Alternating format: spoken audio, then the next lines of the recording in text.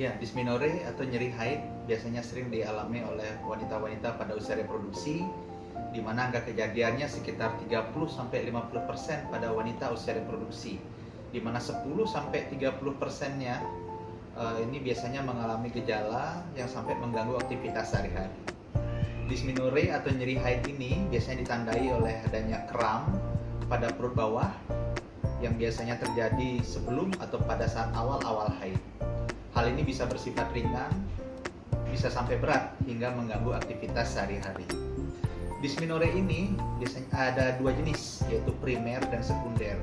Primer ini biasanya disebabkan oleh karena nyeri pada otot rahim, oleh karena peningkatan kadar prostaglandin, hormon prostaglandin meningkat yang menyebabkan kram pada otot-otot rahim yang kemudian menekan pembuluh darah di sekitar rahim.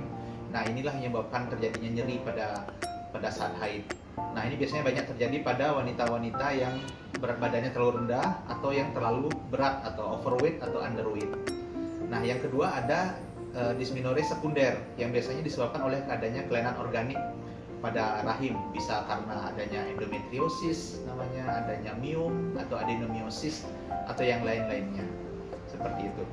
Nah, gejalanya bagaimana? Gejala dysmenorrhea disebut biasanya disertai dengan nyeri perut bagian bawah menjalar hingga ke pinggang hingga ke bagian paha. Biasanya ditandai dengan nyeri ini biasanya sebelum haid atau pada saat awal-awal haid, atau 1-2 hari sebelum haid atau pada saat awal-awal haid.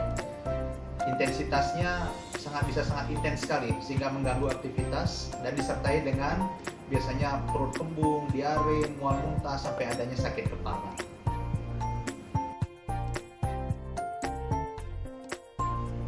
Nah, ada beberapa tips untuk penanganan dysmenorrhea ini. Pertama, bisa menggunakan kompres air hangat pada perut bagian bawah. Kemudian aktiflah bergerak. Ya, jangan malas bergerak pada saat terjadi nyeri haid ini. Dengan bergerak mungkin nyeri ini bisa dialihkan. Yang ketiga, hindari stres. Jangan terus stres hanya memikirkan nyeri yang dialami di perut bagian bawah sehingga nanti aktivitas bisa terganggu. Nah, jika 3 hal ini sudah bisa dilakukan dan masih juga mengalami nyeri, bisa diberikan obat-obatan nyeri untuk menanggulangi dysmenorrhea ini. Dan jika berlanjut bisa dikonsultasikan ke dokter. Nanti bisa diberikan obat-obatan seperti hormonal atau tindakan yang lebih agresif seperti operasi andaikan misalnya pada keadaan dysmenorrhea sekunder ditemukan adanya kelainan pada organ rahimnya. Nah, kapan harus ke dokter?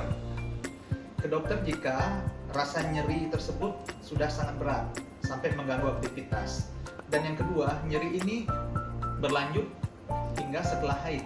Nah, mungkin alangkah baiknya periksakan diri ke dokter.